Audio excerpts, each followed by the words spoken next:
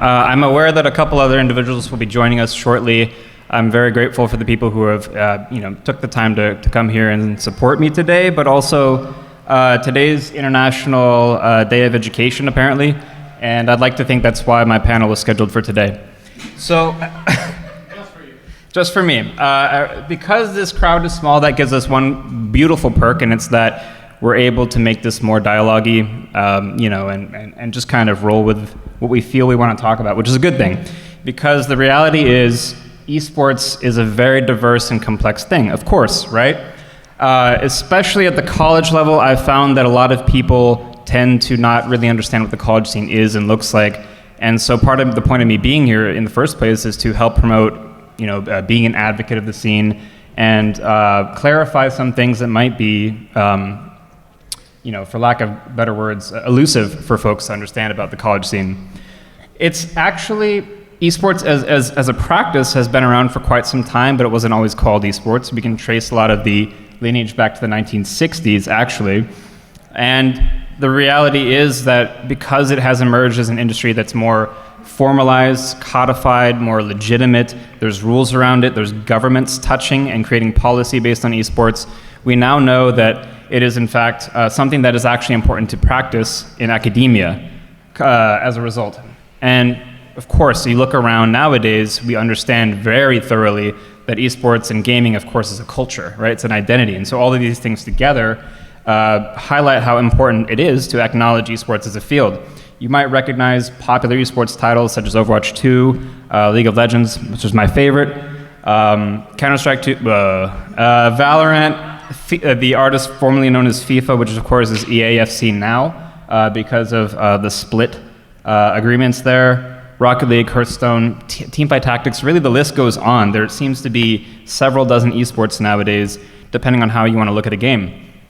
And so I just want to give a little bit of background about me because I think context is always important. I grew up abroad for most of my formative years. Both my folks were working for the State Department for 30 plus years. I actually have colleagues in the room right now that I used to work in national security consulting with. And it seemed like, I don't know why that image is not loaded here. It doesn't matter, it's a picture of me. It looks amazing, by the way. And now I work for Northern Virginia Community College, helping to manage the esports program and manage League of Legends specifically. I'm a professor, adjunct faculty over at GMU, George Mason University, and develop academic programming, including the minor in esports management, which is live now. Also started work for Syracuse University remotely, teaching esports as well during COVID, developing classes there as well, and a lot of other esports related things. It's pretty much all I do nowadays. But why, right? Why do I care about this? Well, I care about exercise and health and physical fitness. Fitness overall, because fitness is holistic, right? Or health is holistic, rather. I'm a gamer, I'm a dad. I'm about to have twins actually in 3 weeks. And I have one son right now who's 3 years old. And why do I care about these things, right? Well, first of all, let me see if I can actually get it with the pictures. Oh, here we go. Let's do this. How do I present on this? Okay, it won't let me because it's disconnected. All right. Yeah, I didn't bother connecting to the internet. But the pictures kind of are important, so let me just navigate to this. Why does it show the pictures like here, but not when we present? So strange. That doesn't matter, it's kind of inconsequential. So we'll just tuck this in and make it as big as possible. And I think we can find a happy in between. So back to what I was saying, right? Don't tell me it won't let me move slides. No, I have to manually do it. Shift F5 should open the slide in PowerPoint. Yeah, because it's, what do you call it? Boo.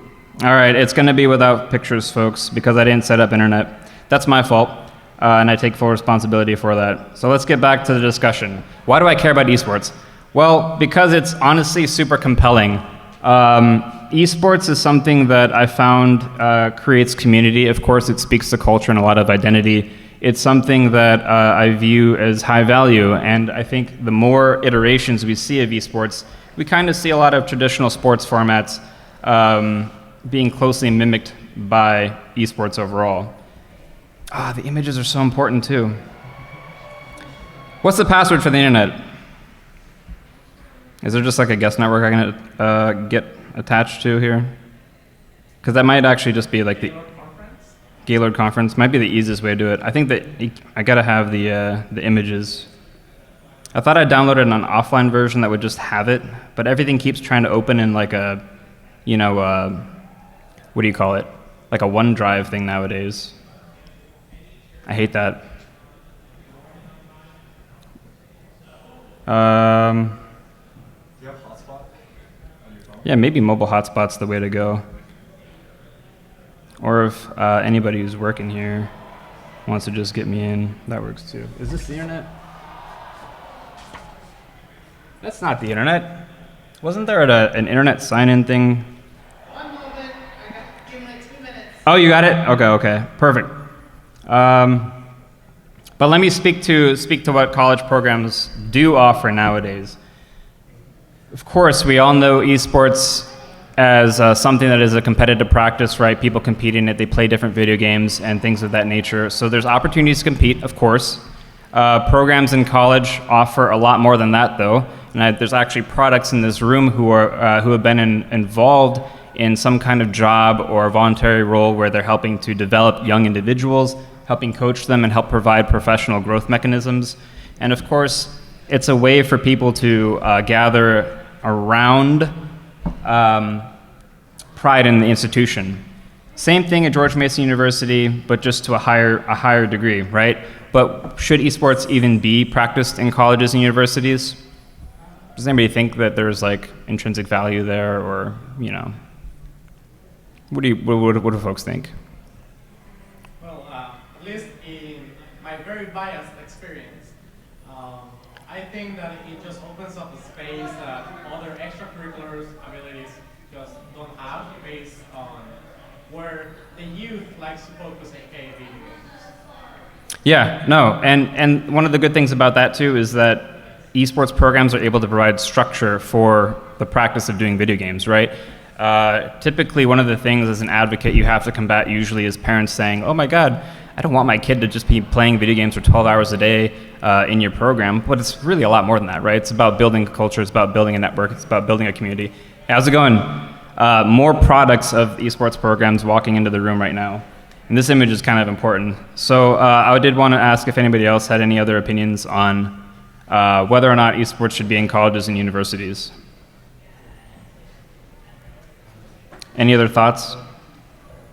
Tyler, does esports have a place in college?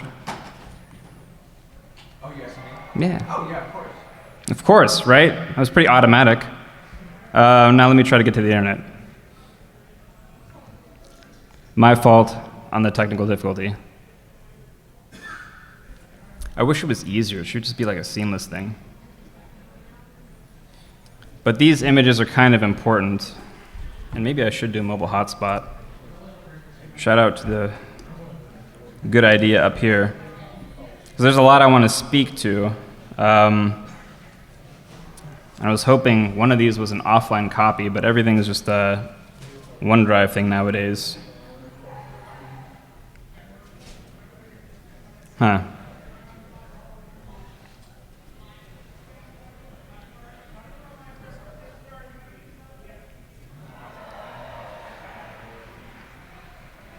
Mobile hotspot. All right, let me turn on mobile hotspot.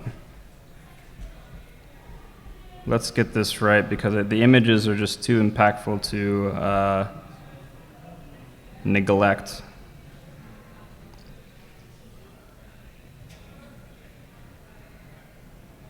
Is that it? Yeah, Galaxy S6. That's probably me.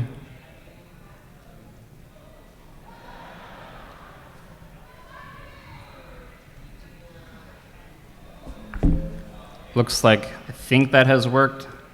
Let us give a refresh. Power of technology and crowdsourcing solutions Thank you so much. You're the best. Now we get to see pretty pictures of me, which is what you're all here for anyway.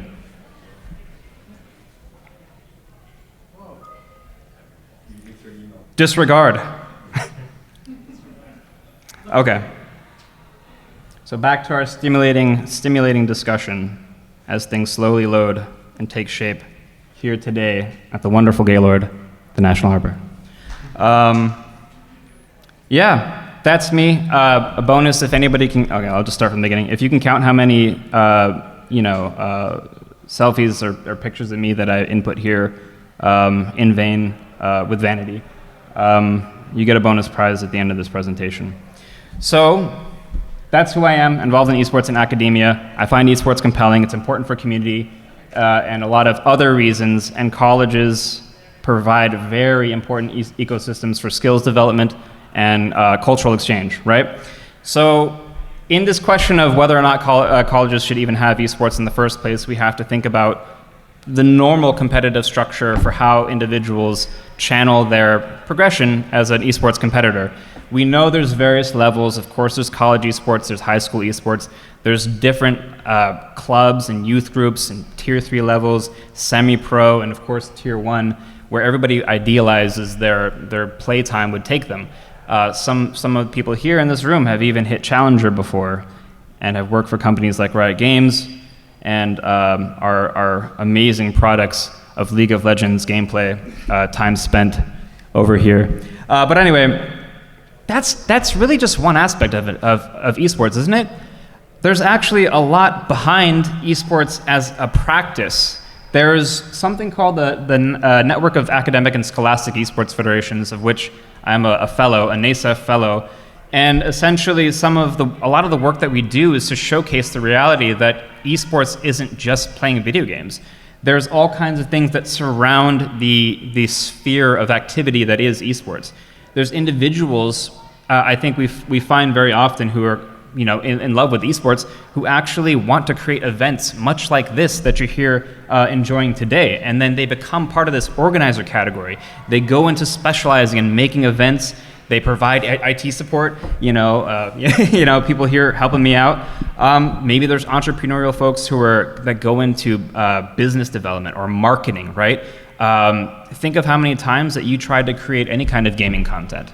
You're practicing your marketing skills right there, right? You're getting real-time experience showcasing who you are, brand management as an individual. I know Tyler has got a very clear brand. I like to think of his mustache as a central component of that. And there's the streamers, the bevy of fandom art, and software developers, of course, and strategists, right? We know there's coaches, there's analysts, there's performance optimization specialists, there's psychiatrists and psychologists now that actually work for esports organizations. But it's even bigger than that, right? At each of these levels, there's real teachable, tangible skills and skills that can be developed for people to pursue on the way to finding their career. We know that surrounding people with the education, the resources, leads to channeling interest in esports into productive and harmonious ways. To further speak to that reality, Nicolas Besson, who's a very famous researcher who put out a bunch of very important esports-related content, outlines the reality that there's a lot of professions that surround esports overall. And I'll break it down for you in quadrants here to make it easier to see. Again, we're distilling esports into something that's more than just playing competitive games. There's performance management and health management aspects that are always important. We talk about having the correct diet, getting appropriate sleep needed to be successful as a competitor. And of course, there's people who analyze the footage, break it down just like traditional sports and tell you what you did wrong. Collect the data behind that and create powerful findings. And as you know, there are people like me who are in this education branch right here, talking, researching, doing things related to esports advocacy. And just like traditional sports, there's a business behind all this stuff, right? These companies, these developers that help facilitate esports, they're not just doing it with one office. They're doing it with a multitude of supportive elements that are related to the practice of actual esports. There's legal components, there's financial components, of course, management of human resources, business development, a whole suite of digital assets that need to be managed by people who specialize in these things and understand the esports ecosystem. Obviously, folks that are well-versed in PR and other marketing elements, and raw technical stuff, right? Esports nowadays, a lot of the most recognizable things has to do with event management.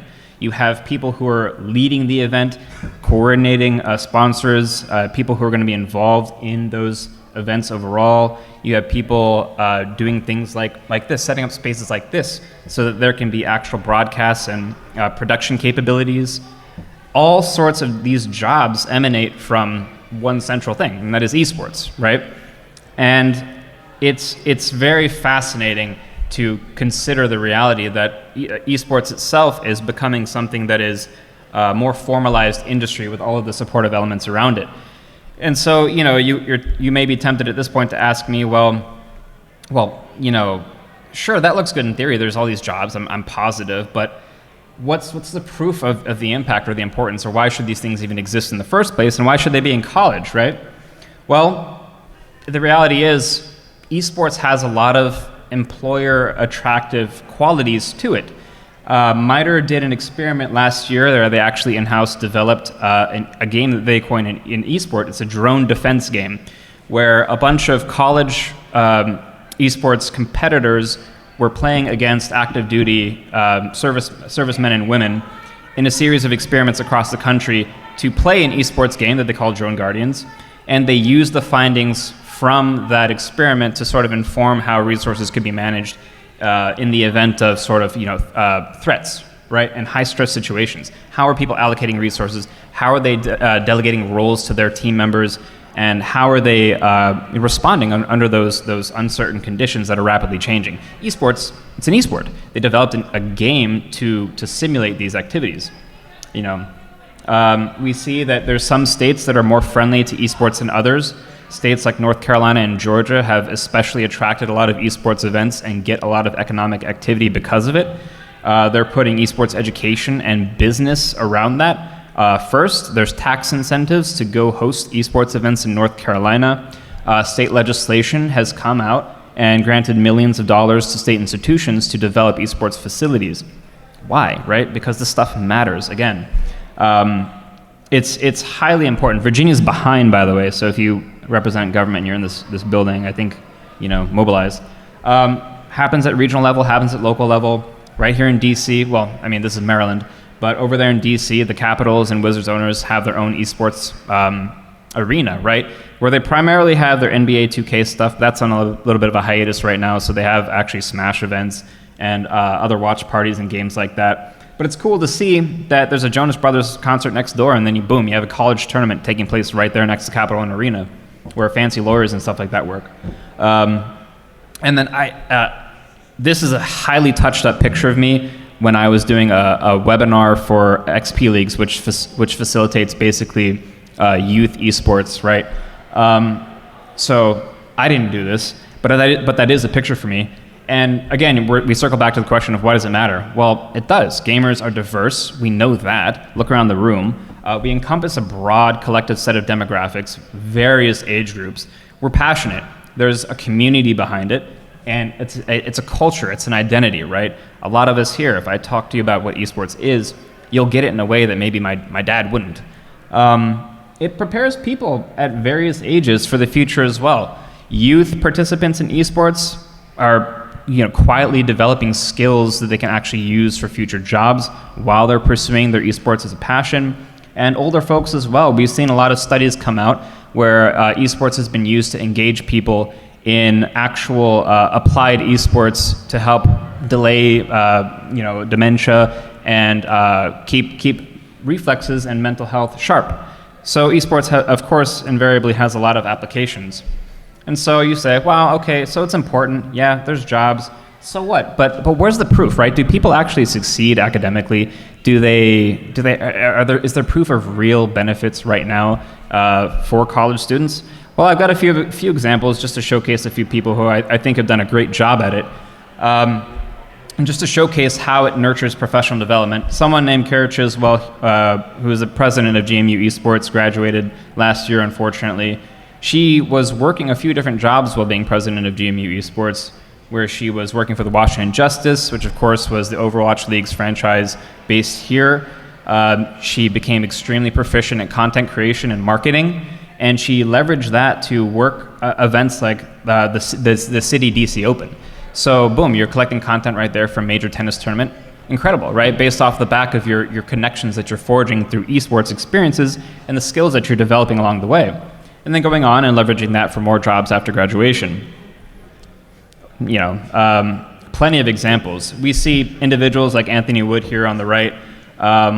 After taking his Counter-Strike team at GMU to second in the nation, you know, you go under the surface and you find out that this is a guy who's won thousands of dollars doing this as a competitor, but he's also working as a Leidos employee. And he talks about how working at Leidos requires a lot of communication, collaboration, and the ability to work on a team. Coincidentally, so does Counter-Strike 2. Soft skills, maybe things that people don't think are tangible. We think about also the fact that we're preparing young people for leadership experiences, right? They're acquiring knowledge while they're existing in this ecosystem and having these experiences.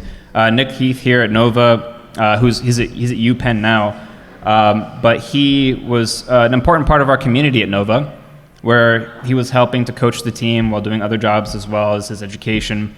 He's taken that experience and he's went to UPenn and is helping manage and bring up the esports program there. So transferable skills, regardless of the space that you're in. It's sort of like a common language. We all know that programs need to be developed and this culture needs to be tended to. Funny and story is his dad and my dad coincidentally are coworkers in literally the same bureau at the State Department. My dad's a retired ambassador who keeps being forced back into work. We don't know what's going to happen this year because of current political circumstances. But Nick's father is Mike Heath, who's the Deputy Assistant Secretary of State for the Bureau of African Affairs. And they're friends and colleagues, right? And it's funny to have conversations with them and say, like, you know, your son spends a lot of time gaming. Like, what do you think of that? You're a suit, you know? And they love it. They think it's like fascinating that, you know, there's a whole culture around it. And the reality is, even if you're engaged at the federal level, you're finding out how important esports can be, because the State Department itself has actually administered a lot of grants to support esports initiatives in countries that we have, you know, diplomatic or security interests, which are related to the US. I'll give you an example. There was a trilateral grant between entities in the US, Japan and Korea that I applied for on the behalf of George Mason University. And the State Department was giving basically $100,000 to use esports as a vehicle to promote skills development, trilateral relations between young populations in those countries, and enhance digital literacy skills via workshops while administering an esports tournament, culminating in a final esports tournament in Korea, all paid for by the federal government. So your tax dollars are going to esports, by the way. That's truth. Yeah, so essentially, you know, and I want to have time for questions, and I don't know if this is right. Oh, good. We're making good time. There's a lot of academic offerings. When we think about esports, we know now that, yeah, you very much get involved in doing events just like this. Well, what is this, right? It's an event. This is event management. This is technical production. Look at all the elements around you, right? There's elements of people management. There's tourism and hospitality. There's marketing events like this that, you know, it's all the same. It's just you put an esports at the front of it, and it becomes a business of its own. And so that's why a lot of classes tend to be shaped around that. And just to remind folks overall of why it is important is because if it's a growing global industry, you need to prepare people to be participants in that industry. And so it does have a valid space at the college or university level. Esports degrees make sense because there's more money involved in it. We know that viewership, especially due to events like COVID and people reconnecting with this culture of gamers, matters a lot. You know, the esports audience growth has quite frankly surged. The supermajority of people in the world nowadays identify as a gamer in some way, shape, or form, and esports is an important part of that. And we know that the esports market has been gradually growing, despite the fact that it has weathered some recent recessions in terms of job offerings and layoffs and funky business like that. I'm going to speak to the future of it more here in a moment, but the reality is that there is opportunity in the industry, and there is important aspects of growth. We think about, okay, limited college resources. Education's already constrained as it is, right? So why do we want money going toward gaming? Shouldn't we have like better tools in that forensics research lab? Well, the good thing about esports is it's not that expensive, really. A lot of the esports games nowadays, they're being made to be free because that's how you proliferate games. That's how you get a user base and begin to generate culture, begin to generate interest. We know that a lot of developers capitulated and made their games free because they were just falling behind other free-to-play esports. College enrollment is actually down, right? That's a trend that is nationwide. I don't know if it's global, so I won't speak to that. But the reality is institutions are feeling a lot of financial burden because they can't sustain enrollment numbers year after year. Tuition's going up, but the numbers of students, they're down for most institutions. Esports is a way to attract people to come to school who never thought that they wanted to go to college in the first place. I know a lot of students who ruled out college, or they don't want to, or they're suddenly being convinced by their community college experience to continue college education because they're motivated by esports involvement and the community and friendship and skills that they're developing along the way. That's reality. And esports isn't something that's done alone. It never is. It's always been grassroots, community dependent. And the reality is that because of that, esports in college environments tends to grow with the assistance of sponsorships, right? So the more content that's being produced, the more emphasis there is on production or holding events.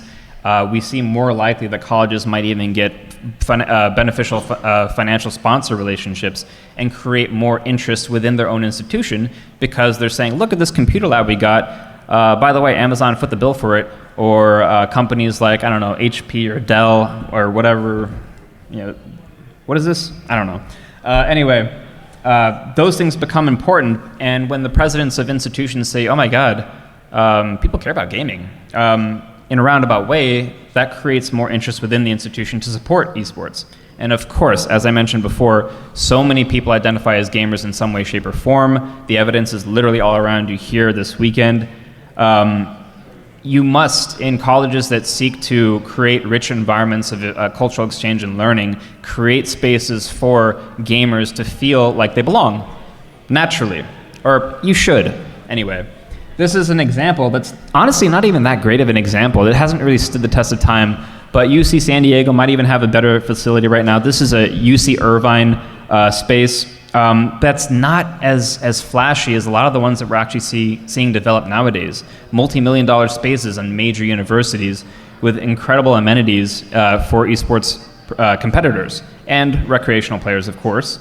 But you can see here, Logitech, Vertigear, Intel, you name it, all kinds of companies invested in proliferating their technology, wanting to be the thing featured in a college space, wanting to be involved in research that happens on these campuses, and maybe make it on a Twitch stream where a school is winning a national championship in XYZ.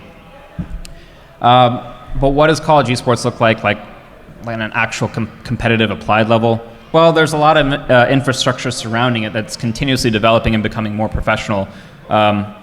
I guess you could say that, year over year. The NECC, or the National Esports Collegiate Conference, has hundreds of colleges and universities competing for thousands of dollars worth of scholarships. NACE, a lot of people know this. I don't like NACE. Well, this is a panel. I don't like NACE. The National Association of Collegiate Esports, tons of schools. Lots of money involved for people who want to work in competitive tournament settings or get scholarship money or win tournament prize stuff. Lots of different major leagues also hosted by developers, like College League of Legends.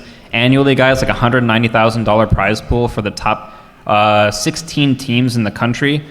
If you make it to College League of Legends CLOL playoffs, that's a huge mark for your school that you can market and showcase and potentially recruit better and better athletes or competitors in esports. There's schools, of course, that have the money to go over to places like South Korea and grab high-level talent and bring them on scholarship to the US to play esports. I've seen that done plenty of times, but there's hundreds of colleges and universities involved in CLOL. There's also regional conferences like the Mid-Atlantic Esports Conference, which Mason's still a part of in some way, and Nova used to be as well. But those things do exist. All levels are supported, of course. just to summarize the stuff that's done at Nova, there's competitive opportunities, there's opportunities to engage in practical skills development, get resume candy, get hands-on experience, get professional development opportunities. I'm pretty sure there's a couple of people in this room I've written letters of recommendation before for help. I tend to emphasize professional development as an advocate, of course, because I want to showcase that you're not just here for video games. So helping you develop resumes, find jobs, things like that, tend to be quite important for me. And all in all, programs serve as a platform for growth. This is a clip, I'll just play it real quick, that kind of showcases how exciting it can be for people who often don't feel like they get attention just because of their interests.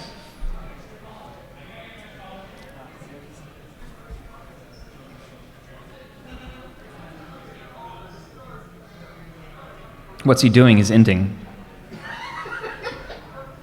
Or is he?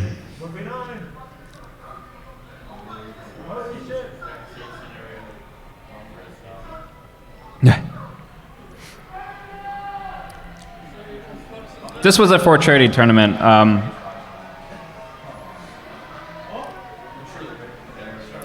He gets the pentakill, and you actually, it's hard to hear, but the broadcaster audio cuts out because they're just screaming uncontrollably, and they kind of like overwhelm their ability to capture the audio. It was exciting. I mean, it just looked like he was feeding, and then boom, he turns it. But that's something that feels special to people who otherwise wouldn't have had the opportunity to be noticed in that way, right? GMU, very much the same thing, just on a higher level, and now the minor in esports management, which I proposed, which was accepted, is live now.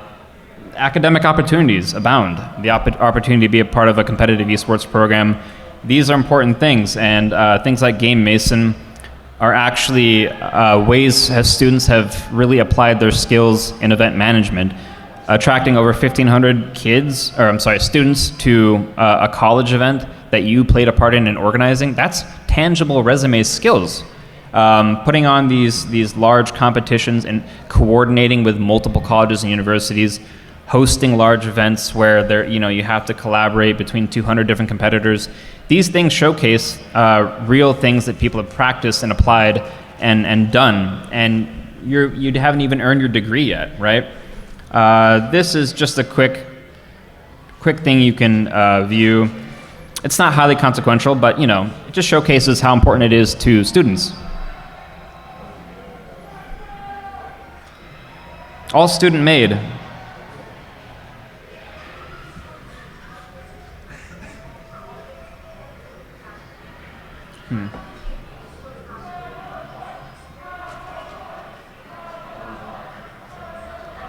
But these are all marketable skills, right? These are all products and pieces that you get that showcase the reality that you did something in college. You weren't just a student, you were involved, right?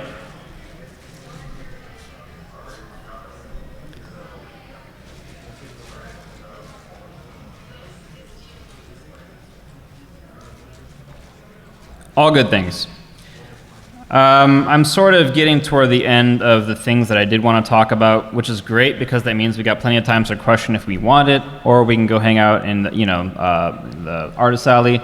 But essentially, it's important. There tends to be a lot of things that people are able to study that reflect actual tangible skills that they're able to develop, and it gets all tied together in interesting ways. We think about the future of esports in the college setting. Where is esports going to be housed? We know that there's a lot of interesting discussion between traditional sports and tying it into applied esports competition, but not a lot of schools house them in the athletics department. But athletics departments and institutions, they tend to take over everything, right? Colleges spend more on athletics than they do food for students, right?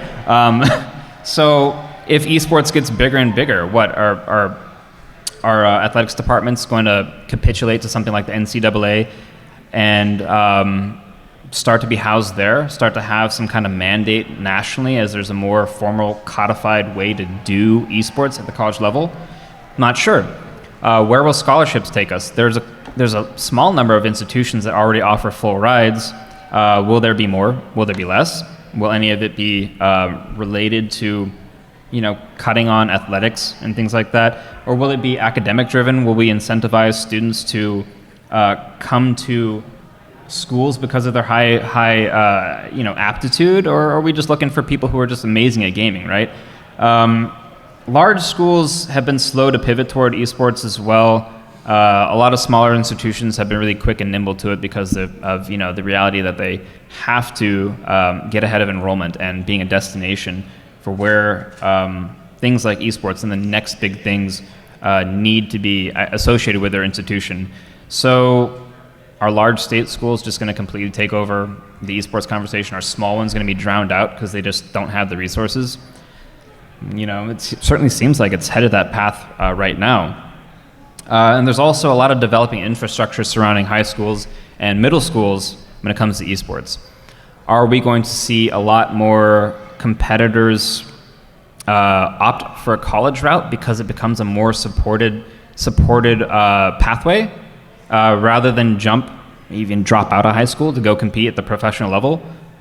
Will there be enough incentives like scholarships, networking and job opportunities and tangible skill development for people to do so, to compete in high school and college, that they'll say, hey, I can hold off on playing for Team Liquid for a few years or Fnatic for a few years. Let me go this guaranteed route right now. Will there be structured contracts between really amazing institutions and professional leagues feeding into them?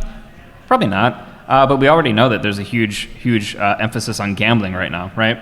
Esports gambling is a huge thing. And we have a lot of events this year and last year that showcase a different direction for global governance and stewardship of esports overall as an industry. The landscape is changing a lot, right?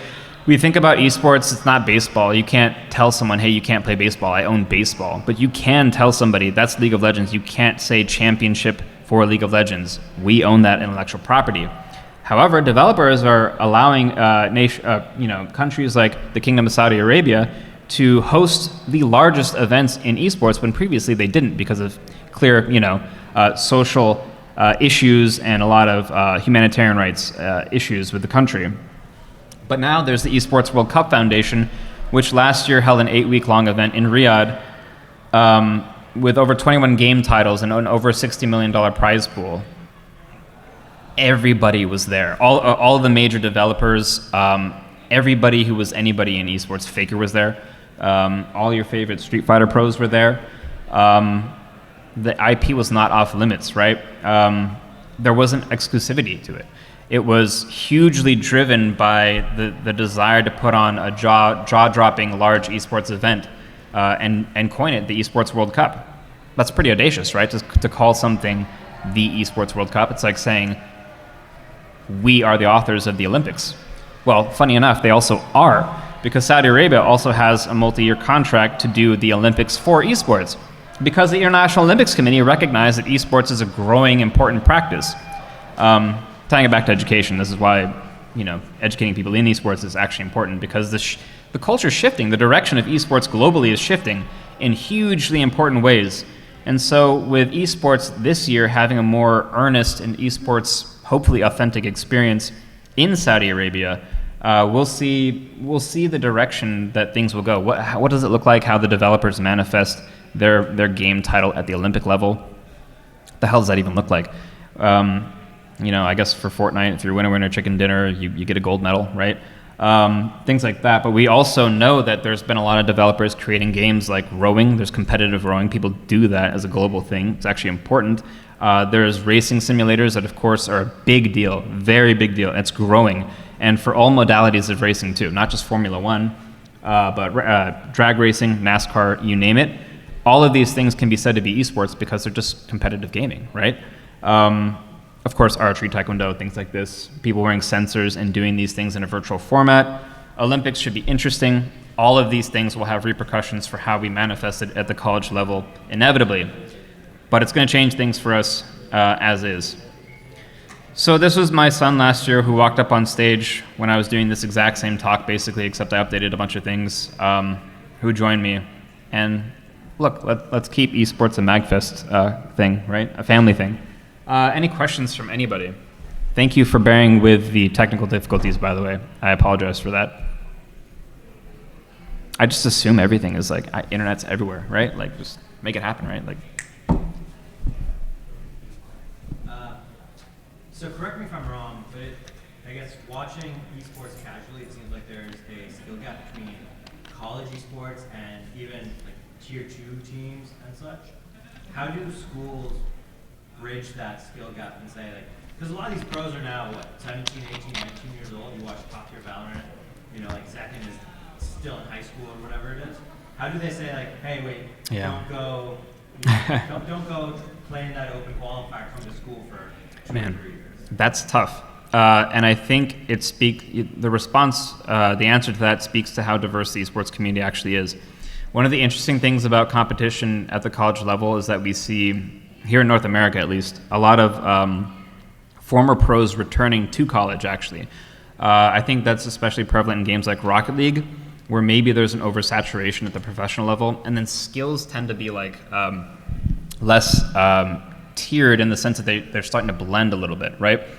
It's clear who the top competitors are at the professional level, but maybe in any given month, maybe somebody could emerge as have a revival out of college and come back. But there's a lot of competitors that are going back to college because now there's infrastructure in place to offer things like scholarships and full rides. I've actually heard of a lot of pros too who don't want to do anything related to esports once they go back to college. I've heard a lot of that too. I always hear like, oh, there's somebody at Nova or there's somebody at GMU who is XYZ pro or primed to go pro, but they just don't want to do it, or they don't want to do it for that school, or they just want to focus on family and be home and pursue their education.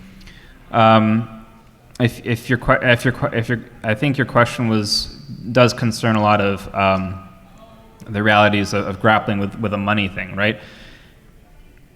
Economy is not great. Inflation is funky. And people are often incentivized to go faster routes, and we see that enrollment is down. So a lot of people who weren't considering college anyway, they're doing things like vocational school or trying to go get tangible skill development. I don't know if there's a lot colleges can do to compete with that, especially in the current state of existence. And schools with multi-million-dollar programs are forging more international connections as well, and they're outsourcing talent to other countries as well. There's people preying on European leagues to try to get Counter-Strike players or things like that over to the US. It's hard. It's very difficult, but and a lot of this, the burden falls upon these 17, 18-year-olds who are amazing at games, but don't, I don't want to talk down, but don't have sort of like, robust life experiences or a supportive network around them to help them contextualize the decisions and how important they're making. And it's hard, not a lot of people want to contend with the reality that their career is going to be 2 years, 3 years, and you're done, maybe. Simultaneously, because of attention economy and influencer economics, a lot of people are making more money and they're at the pro level doing their own stream and things like that, being content creators. That pulls people aside from professional duties too. That's hard, man. There's a lot of things at play, and I genuinely do believe it does depend on the game title as well, because there is a certain amount of prestige that comes with playing in something like CLOL at the highest level. You become a top 16 team or something like this. You have more credentials in your ability to be scouted. You get like a Liquipedia page based on you and things like this. Those credentials do help, and I think that they serve as important scouting grounds, even though we all know what the latter consists of, ranked-wise in the region. But yeah, it's complex, and I think it varies by game and institution and what the kid feels. I guess also following up on that point is at least something that I've noticed working in like tier 2 leagues for Latin American countries. That's right. That's my side hustle. Is it has a lot less to do usually with the skill between like these levels. It has more to do with like the structure for these leagues. A lot of the time what will happen is that no one will know that this like 17-year-old kid is cracked at League of Legends until he finally goes to a random college gets into their collegiate team, gets to the top one, and suddenly a North American team is like, forget all this college stuff, you're coming with us. Which it's their choice at the end of the day, but usually the skill doesn't really correlate per se with the level that you're playing at. Some people's stories in like tier 1 leagues, like the top leagues, have been, I went to collegiate, then I went to tier 2 academy, then I went to tier 1. Some people went from solo queue, basically just playing the game, they played with a pro in one game, and the pro just messaged them like, hey, join my team. It varies a lot with luck, and also with the structure first of the game you're playing, the leagues that are around it, and in the case of like Latin American stuff, it's like certain countries just don't have any structure for like collegiate esports at all. Yeah. No, that plays a huge role in it because let's think about this. If you're not familiar with League of Legends, there's an individual whose in-game name is Impact, right? And he played in Korea and actually won his first world championship with Faker when he won his first world champion. Faker being a prolific esports competitor, right? Probably the greatest of all time. So Impact is still playing pro. That was like 13 years ago that he won his, the first world championship with him. And he's occupying a professional spot here in North America. There's less franchises now in the North American scene. There's an oversaturation of talent. And one of the things esports has been really odd with compared to like traditional sports is veterans stay way too freaking long, and what the hell are we doing in this region to even cultivate quality talent, right? We don't have infrastructure surrounding that. We're not Korea. We're a huge freaking country that doesn't value gaming to begin with. So a lot of the pros, if they're in there, they're trying to stay in there as much as possible, or they burn out, or they go make money on something else. But there's a ton who they're not hogging roster spots, they earn them, but they're not moving from them. And so it's not even a given that a lot of players will get offered a professional thing anyway. So I think the emerging college infrastructure might actually be helpful for a lot of people. Any other questions? Shoot. Do you think NIL will play a big part? I love this question. Yeah, because NIL is just changing everything for college as it is, right? Invariably, there will be some kind of impact for esports. And this is a great question because when we contextualize the reality that competitive gaming is something that's done on somebody else's intellectual property, right?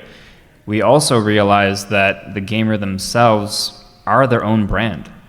There's a lot of people who are worth more than the school that they attend in terms of like esports contribution value or something like this, right? They might be making a lot of money from being an influencer of sorts or their Twitch stream because they get X amount of donations and all this sponsored by, whatever, Mr. Beast or whatever. So that's always an interesting conversation because they're already out there with an image and likeness that they're portraying as a brand and putting it out there, and they kind of own that already, right? What are you going to do to tell somebody who's 22 and getting a $1,000 a year scholarship to play esports for a school but is making $10,000 a month from their stream? Like, hey, stop that. I'm not going to compete for your school anymore. You know what I mean? For esports people, it's going to be, there's a clear path for a lot of traditional sports competitors, and it will influence them more directly because it's kind of linear-esque. Yeah, go ahead. Could you instead use it as a way to recruit kids out of high school instead of going to professional to come and play college? Could you paint a picture for me on that? Like There's like an 18-year-old, you find like a solo queue player, 18 years old, isn't going to college, isn't good enough to play professionally, but okay. they want to develop their skills and they want to go to college. Somebody in between. Yeah. Yeah, that's interesting. Yeah, I suppose so, and I think it depends. Give them a platform and help them develop themselves. Yeah, I know that there's a Twitch partner who currently goes to Nova who just became a GMU student. His name is Mondo, and he hasn't done a face reveal, but he's like, he's popular. He gets invited to TwitchCon. He was a Valorant player for us. I don't think he has intentions of playing Valorant for GMU, but That's like a similar example. I mean, the guy's like, he's monetized. They didn't go out and actively recruit him, and I think that's where the buck falls short in a lot of these things. As somebody who works in the competitive college esports space, I have no resources to recruit or go find anybody. Most of the time it's about treading water, finding sponsorships, and working on events to try to raise the profile of your program. Esports in college is very, it's a very huge story of the haves and the have-nots, right? There's schools that used to compete in the NJCAA, which is the National Junior Collegiate Athletics Association for esports, that had multi-million-dollar esports programs. Like community college, like how are you going to compete with that, right? Meanwhile, Nova has a budget of, does anybody want to guess? Probably less than the value of that chair, right? What do you do? How do you take the 0.25 staff members that program has and use that energy on recruiting? It's hard. Word of mouth helps a lot, and esports has always been about community and things like that. So somebody invariably is going to have like a little brother and be like, hey, he's a prodigy. You should recruit him. You know what I mean? I find that people often get into esports programs from connections like those. So just more talk and more clamor and trying to bring it up as a community that, hey, like this guy's good at something, tends to be actually pretty helpful. But recruiting's tough. And finding people like that, if it happens, it happens. But there's not a lot of effort that usually goes into it, unless you have a really well-supported program. Most don't. You first. A lot of smaller schools that have developing esports programs find themselves having no shortage of players. Maybe not necessarily at a professional league, nationwide level, but smaller scale. But how easy or hard is it for schools or community colleges, for example, to find support staff for coaches and other things like that for their students?